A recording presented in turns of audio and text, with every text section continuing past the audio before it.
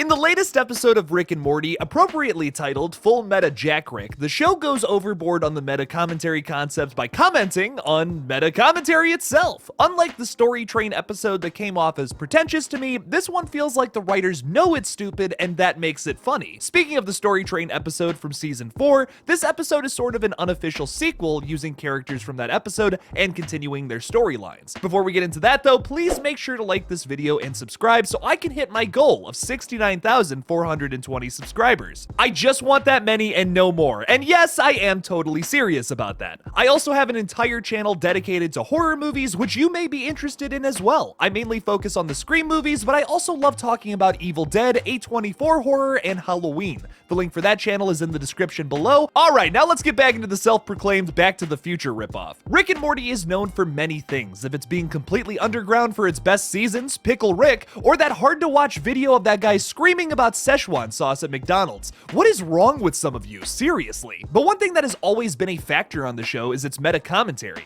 Unlike the Scream franchise, it's never centralized on just one subject. In the early seasons, they kinda just make fun of themselves, but as the show has evolved, it has commented on everything from Marvel movies to some of its clear influences, like South Park and Futurama. Now the show has taken a full-on swan dive into meta-commentary by making a whole episode on it. Full Meta JackRick starts off with a previously on segment that starts off by recapping past events, but as the segment goes on, the audience and Rick notices something isn't right. The story goes off the rails into pure insanity, featuring the death of Jerry by bees, who is unfortunately absent from the rest of the episode. Wait, is he okay? And also Rick and Morty getting married, which is pure gasoline for the fire that is fanfiction. The segment finally gets wrapped up when Rick realizes previous Leon, a bug from the meta commentary verse, has trapped them in a previously on segment. They fly through the opening credits, commenting on the ridiculous scenes throughout, and finally start this convoluted episode. Although this episode can feel haphazard at times, I do appreciate that it doesn't completely lose this previously on segment joke. We see this happen with various characters throughout the runtime, including the full backstory of Jesus Christ himself. This nearly had me in tears laughing. Rick and Morty make fun of the writing of their own show by saying South Park already did this, but they certainly didn't show Jesus Christ becoming a self-made billionaire, which is, by my account, silly as all fuck. Speaking of Jesus Christ, the episode reintroduces him and Story Lord from season 4, episode 6,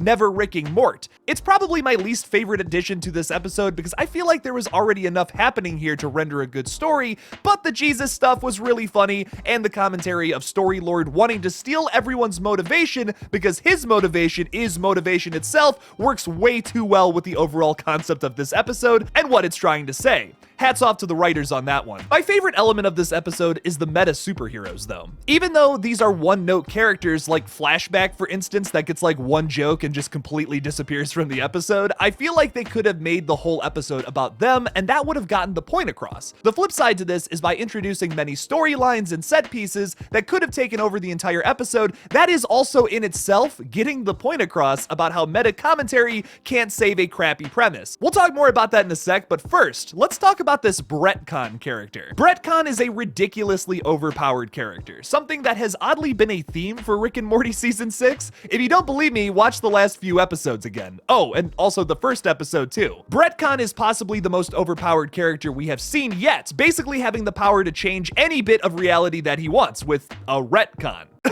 Reality Stone in Infinity War.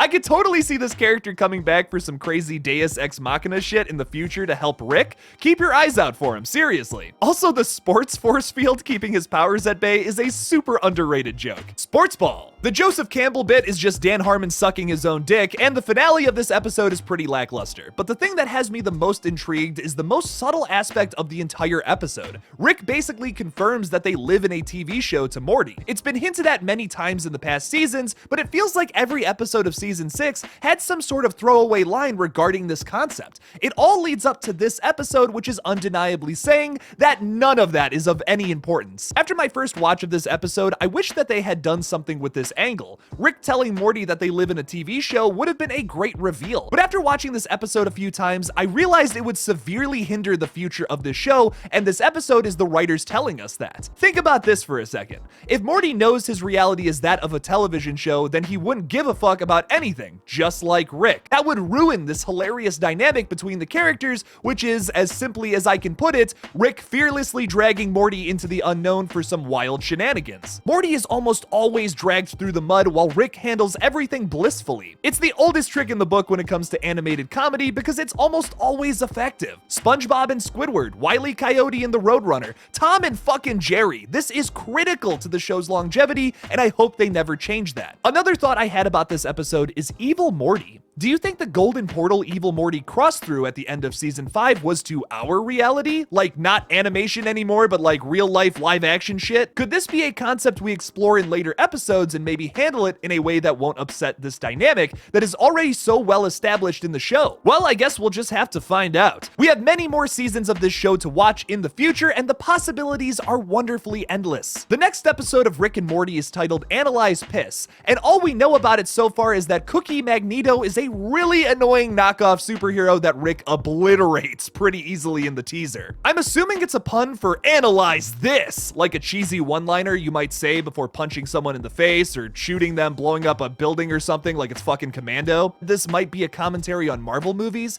which wouldn't be a first for Rick and Morty or Dan Harmon in general for that matter. I would love for them to comment on the state of Marvel specifically, because man, I have some thoughts on some of those Disney Plus shows.